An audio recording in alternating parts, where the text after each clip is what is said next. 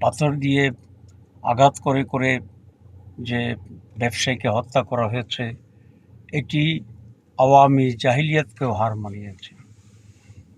এই নৃশংসতায় পুরো জাতি উদ্বিগ্ন, এবং এটাই শুধু একটি ঘটনা নয়। ৫ই আগস্টের পরে সারা দেশে ব্যাপকভাবে চাঁদাবাজি, দখলবাজি, সন্ত্রাস এবং হত্যার কাণ্ড ঘটছে।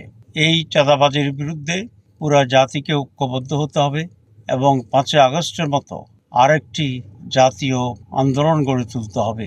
আমি এটা কড়া নিন্দা করি, এবং যে দলের কর্মী এই নৃশংস কাজটি করেছে সেই দলকে এর দায়িত্ব নিতে হবে। তারা কোনোভাবেই এর দায়িত্ব এড়াতে পারেন না। আমি দেশবাসীকে ঐক্যবদ্ধভাবে সন্ত্রাস এবং চাঁদাবাজির বিরুদ্ধে রুখে দাঁড়ানোর জন্য আহ্বান জানাচ্ছি।